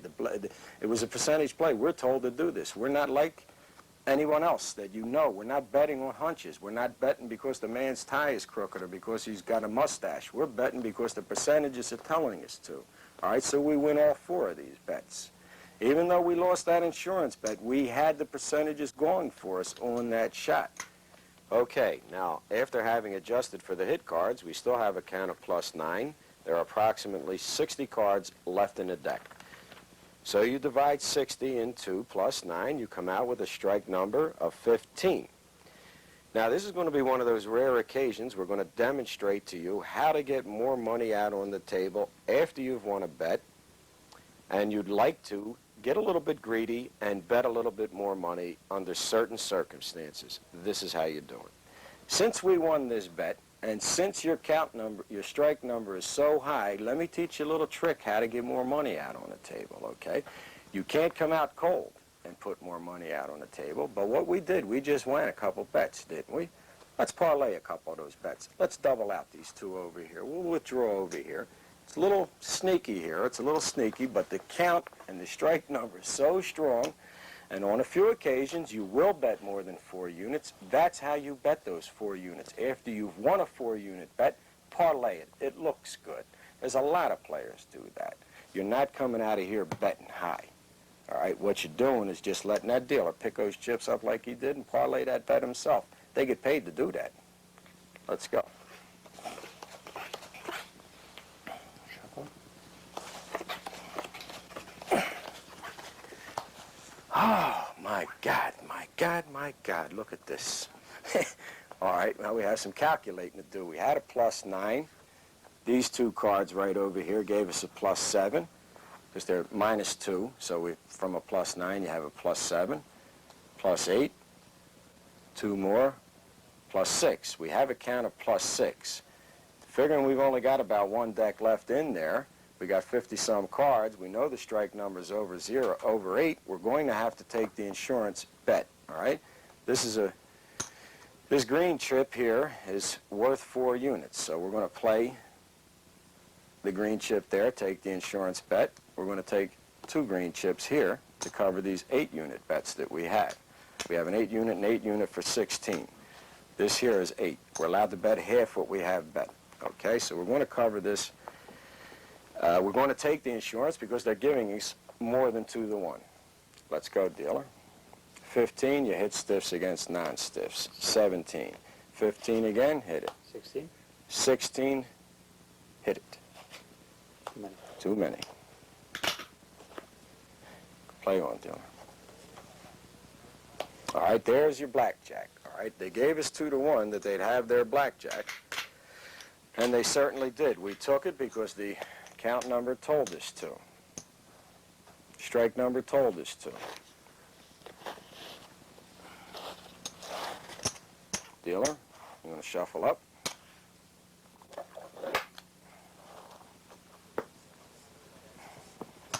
In a 4-deck shoe, there are 80 big ones, 80 little ones, and 48 medium-sized ones, right?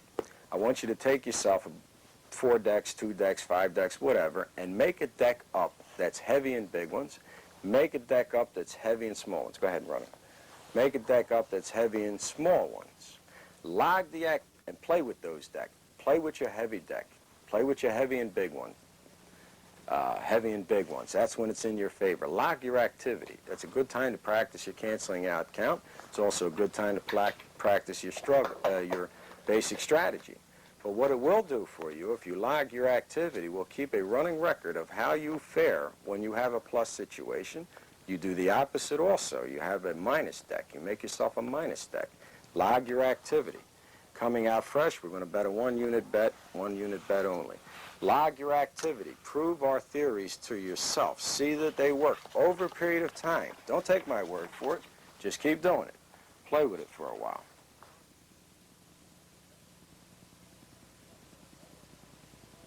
It's not a plus enough situation to increase our bet, so we'll stay at a flat unit bet. All right, the dealer now is on a 6 stiff. All right, we've got a +2 that we had to start out with. We cancel these 2 cards out over. We cancel all 4 of these cards out over here. We cancel these cards out over here. We have a +3 on board. Considered to your previous count, you have a +5. All right, well, we've got a double down bet over here. We double that one down. We have a double bet over here. We're not going to hit that stiff. And let the dealer play his hand. Too many. Too many. Dealer went over. We have an adjusted count of +4. +4 is still not high enough. Once you consider the strike number, you make your ratio of remaining cards into the count to increase your bet. All right, let's adjust our account. We had a +4. These 2, I look for cancel out cards immediately when I glance at the table. I do not want to sit here and stare at the table. There's such a thing in casino gaming known as tells, T-E-L-L-S, all right? And if you'll notice, perhaps I'll give you a little pointer. You go down to casinos, see if you can find yourself a count player, not by looking at the hands, not by counting the cards along with him, by observing his demeanor when he's on the table, all right? This goes into our second, as you've seen on or as you will see on your charts for casino capability concealment measures. Our second rule on that chart is relax. I don't want to see any tension, and I don't want to see you acting too serious. Count players, they all, well, I shouldn't say they all, majority of them, in their early stages, when they're sitting at the table, they're very intense, they're very serious, they're sitting there concentrating on the cards. They're watching each and every hit card that comes out. All right, they don't take their eyes off the table. They're afraid of missing something. There's little ways, and I'll give you one way you could keep track of the count. You could just use chips. You could use chips, and you don't want to forget what the count was the last time the dealer put the cards over. They start using the chips just to remind you, to cue you what the previous count was, and then adjust it to reflect what's on board right now. There's a lot of other ways to do that, but you don't have to stare at the table. A tell is something that tells the pit boss what you're doing. And a very common tell that count players have is they sit there while they're concentrating. They scratch their nose like this, you know, they look at the table and they give it this shot, you know what I mean, like that. Pit boss can see that from 100 miles. He doesn't have to count anything with you, all right? Relax. Try not to look too serious. Try not to look tense. It takes a lot of playing experience not to do that, but you're going to do all your playing. You're going to get all your experience at home. You're not going to be able to do it at the casino. I'm good, dealer. Take care of yourself. Too many. Okay. Now you'll notice we have to keep discipline throughout this game. I don't care how you feel about it, whether you got a hunch, you got a little high, you're to the good right now. We recouped all the losing we did at basic strategy. So you're a little ahead. Don't get cocky and start betting your money. Count's telling you it's not time to bet.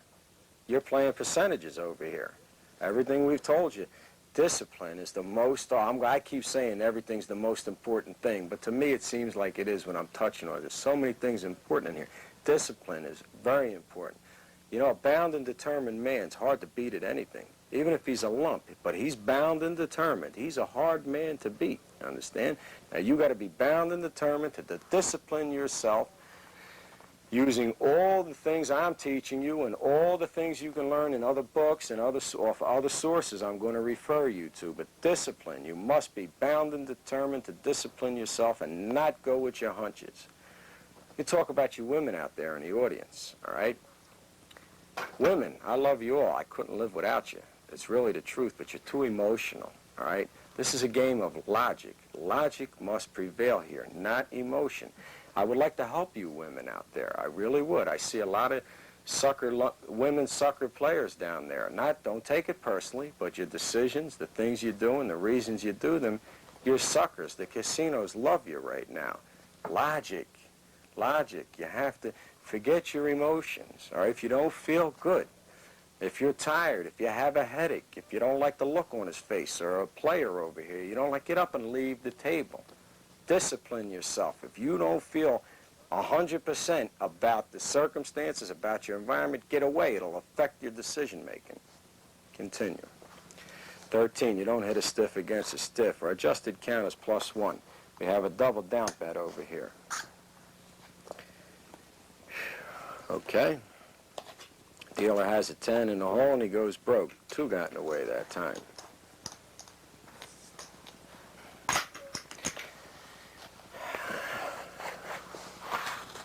All right, our adjusted count is 0. Still no time to bet the money. Still no time to increase our unit bets, but can't complain now. It seems to be working out pretty well for us. Seems like that hot dealer from the previous portion of the tape turned a little bit cold, didn't he? Remember them 10% I told you about. The Marines, when I was in the Marines, they told us there's 10% of anything in the world. Whatever you think about, there's always 10% that does the opposite or whatever, all right? 10% of the times you won't make any mistakes, a lump or not, all right? 10% of the time he can't. It's the 80% of the time that you win your money. Seriously. Hit that 6 over there. Hit it again. You always hit A6. Okay. Hit this 6 over here. All right? Huh? 13. 13. Stay with a stiff against a stiff. You double down the ace-3, 4, 5, or 6. That's a 3. You can't double it down against that 3. So we're going to play it. 14. You stay with stiffs against stiffs. Cut card. Cut card. 15. Too many. Dealer went over. Okay, now there's a few things. I like what's happened so far in our situation here, and there's a few things I have to clear up early, and I can't use the cards too well to do that. I told everybody we were going to take a count at the end of our session to see how we made out. We started out with 200 units. Remember, the green chips are 4 units. Dealer, you want to break my chips down, tell me whether we win, lose, or draw. We started with 200 units. Express your answer in units. It's 20 units. You have 180 units right there. It's 58 units here. All right, we have 58 units. We have 238 units. So we win 38 units to the play. Basic strategy, we lost during that portion. I've already told you, you don't have the edge during basic strategy. There's no way you can get the edge. You can make a dogfight out of the situation. You can play them nose to nose, bang, bang, all night long. You can sit there and play with $100 betting $5 units. You can make a dogfight out of the situation, but you can't beat them. With the count, you can beat them, all right? You can beat their brains out if you play it perfectly, all right? You play it real good. In the old days, they used to only use a single deck. It was like raping the casinos when you play up against a single deck because a phenomenon existed that was known as end play. All right, end play, that's one of those things that I'd love to tell you about it because it's a hell of a thing. It's devastating. You virtually rape the casinos when you can employ it. But I don't have the time to get into it right now. It really wouldn't be worth it, all right? If you go to Vegas, there's a few single deck games out in Vegas. You might get the opportunity there or up in Reno to take advantage of it. In the books I'm going to refer you to, you'll pick up on end play and what it is and how to use it, but it's a devastating thing. Right now, we've got the multiple deck situation in Atlantic City, so we can't incorporate end play. But what we can do is conceal our abilities with the expectation that we're going to get more hands out on the table out of that shoe before they break it down. The minute they start feeling you're a capable man, you'll be lucky to get half that deck at you. You need more than half that deck. You need about 3/4 to 80% of that deck in order to take yourself a clear edge over these people. All right? The best way to do that is by protecting your ability. Now, I'd like to give you a couple more items in casino capability concealment measures. I have to put my jacket on, excuse me. Yeah, I need my jacket in order to do that. All right? Because the next thing, as you've probably noticed on your list right now, it says remove your winnings discreetly. Now, what we mean by discreetly, it doesn't look too good when you get to the point that you're a winning player for you to allow your winnings to accumulate on the table. All right? We also don't want to see you giving them to your wife and telling her take them and cash them in and go running and do all that business or being too sneaky about it. Discreet. There's a difference between sneaky and being discreet. Now, you take a couple chips, you're sitting over here playing, you cap them like that, you sit them, now you're out with your chips. You go looking in your pocket for something. You put your hand in your pocket, you come out, you have a match. Wow, gee, I have a match.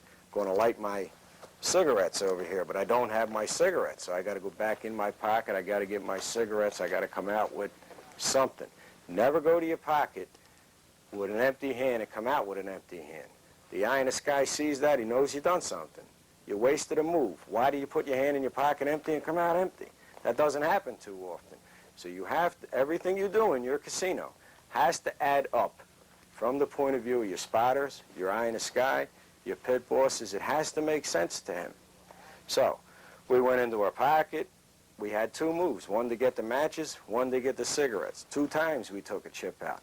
We got to go back to our pockets again to put these cigarettes back. Same bit. Put them cigarettes back. You got 3 more chips in your pocket. Remove your winnings discreetly. Do not leave them pile up on the table. Don't be a showboater. Don't be a big player. Don't look for comps. There's a very strong system player out there. I don't want to mention his name. He's got a hell of a book on the market. His count is extremely advanced. The terrific count. The man's a statistician supreme. But he tells you after you get yourself good enough, you go out and you use what they call a big player approach. All in an effort to get yourself comped and friends with the casinos and all that. Well, guess what? It's like I told you before, that's bullshit. All right, those casinos, they get to know you. They're going to clock your action. They're going to figure out who you are, where you came from, and if you can beat them. And when they do, figure it all out. If you can, in fact, beat them, that's the end of your comps. That's the end of your playing days. They're going to tell you, hit the road, go down the street. There's another casino down there. Go play over there. Don't play in this one. So don't get to know those people. Don't get friendly with them. Don't chitter-chatter, okay? Don't stay in the casino. You stay in the casino, you got to give them a credit card or whatnot. They're going to find out who you are, all right? The next situation for your low profile is for your capability concealment measures is a low profile. Limit your play to 1 hour per shift, okay, per casino. There's a couple reasons for that. Number one, you don't want to keep your concentration span that deep, that long. Take a 1 hour break. play for 1 hour, take a 1 hour break, go out on the boardwalk, take a little walk, get some fresh air, go back to another casino. All right? Don't go back to the same casino on the same shift. Wait till another shift comes. Keep accurate records. Keep accurate records. Write down the names of the pit bosses. Write down the names of the dealers, who they are, so that you can keep a chronological order of how many times that man's seen you and how he may be able to remember you. Let's say you're playing on a game. Somebody spills a drink. The pit boss has to come over. He'd be more subject to remember you, even though you might act like a lump and play around. He'd be more subject to remember you because the drink got spilled and he had to pay attention to that table. All right, so keep records of everything that happens. All right, log in the personnel. Write down the times that you play. Try to alternate your times back and forth. You keep good records, you're going to figure out what it is I'm talking about, and you'll do it yourself. Now, another good effort in casino capability concealment measures. It's a little bit funny, but you change your appearance every now and then. One time you look like, you know, Harry Hardhat. You go in there real rough and bubba and all that. Next time you go in, you act like Dudley Do-Right. Now, you've seen Dudley Do-Right. He's a guy, they generally, you know, they're lumps.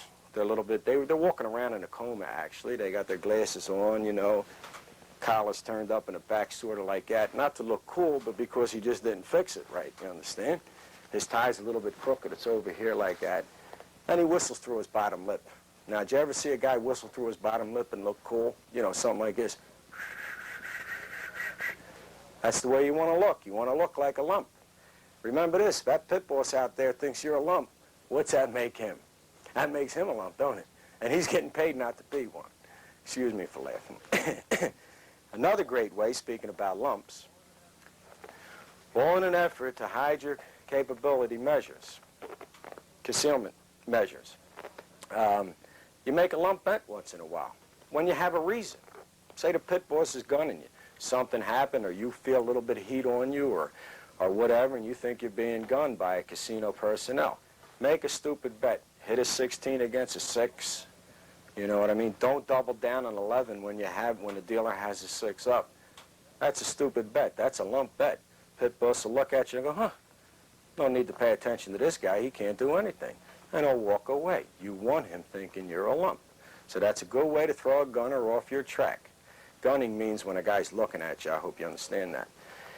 Now the last and the bottom on our list, that's the G-force, or the 3 Gs. I'm sure all you aviation people out there understand what the G-force means in terms of aviation. Now, what the hell does it mean when we're talking about blackjack over here? Well, I like using the 3 Gs. This is what you're going to do. Incorporate this into your mind, the 3 Gs. You get in, you get the money, and you get out. The 3 Gs. Get in, get the money, and get out. You're not going down there to lollygag around and make friends with people. You're not going down there to look at the broads and drink the drinks. You're serious. You're a serious man. You're determined. You're going down there to win the money. All right? Get in, get the money, and get out. If you get in and you don't get the money, you get out anyway, but you do it fast. You don't hang around in them casinos. You don't want to get those people to know you. All right, now, money management. Money management is a aspect of gambling, all kinds of gambling, that's extremely important, okay? Because of the diverse audience, the nature of my audience out there, I can't advise anybody what kind of bankroll to start with. Some of you guys got $1 million in your pocket, some of you got a couple hundred. So I can't give you a hard, fast situation of how to manage your money, or what does money management mean? You know what money management means to me? What is an old gambling adage? Scared money can't win. Scared money cannot win. Once you get past the percentages, once you learn the unit philosophy, once you learn all these things we told you, don't gamble with scared money. Don't gamble with the rent money, the kid's shoe money, the kid's dentist money. You gamble with money that you can feel comfortable with, all right? I use this criteria, especially when I was younger. As long as I had 6 months of my nut covered, 6 months of my living month expenses covered in the bank, anything over and above that, that was free money to me. I didn't have to think about that. I know I got 6 months covered for my wife, me, and the kids. I don't have to sweat it. I know as long as I got 6 months, I'll be able to adjust myself. All right? Scared money can't win. That's the best I can tell you about money management. All right? I can't tell you as an individual what would scare you or not. You put it in your mind. If you're afraid to get down there and start betting 50s, don't do it. Scared money can't win. And if you're a devoted man, if you're a determined man, you'll know when the time is better than I for you to start betting 50 bucks. I can't tell you. I may never see any of you people out there. You're going to have to tell yourself a lot of things in this business. Remember, you want to conceal all your ability. Now, I've told you about these other sources, these other authors that I suggest you read their books. One of the first books published was by Professor Thorpe. It's called Beat the Dealer. It's an excellent book. It was published sometime in the early 60s. I believe it's 63 or 64. Read his book. It's an excellent one. Larry Revere. He's my favorite. Lawrence Revere. I suggest very strongly, I forget the name of the book offhand right now, but find his books. He has two. They're excellent. Kenny Houston. He's the most prominent blackjack player in the world right now. I suggest you read his books. He has some excellent charts. He has some excellent advanced point counts, although I do not like his approach to the game too much. Julian Braun. He's the first guy that talked about books, about the count or basic strategy back in 1958. I suggest you read his book. As far as I'm concerned, I would have never told anybody about this if I stumbled on it, and I wouldn't have wanted to write any book. I wouldn't have wanted to play this tape and tell everybody in the world. Now, it's 20 years later, everybody knows about it. Casinos know about it, so I'll talk about it. I'll pass the information along. But man, if nobody had known about it, like I told you earlier before, the casinos themselves didn't believe it. They used to figure guys like me and my friends were cheaters, that we were cheating them. Well, we didn't have to cheat them to beat them. All we had to do was turn the tables on them, so to speak. But they thought we did, all right, because they couldn't understand it. It wasn't until these guys started writing these books, using computers. You know, I heard one time, I don't want to put a label on a jacket on anybody, one of these guys ran 6 billion hands through a computer before he could adamantly state, don't hit 16 against a 6. Now, do I have to play 6 billion hands to figure that out? You've watched this tape one time, all right? You should see the philosophy there. You should see the logic, the common sense development of the system I'm telling you about.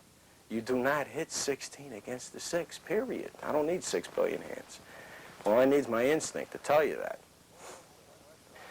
Also, Quest for Product.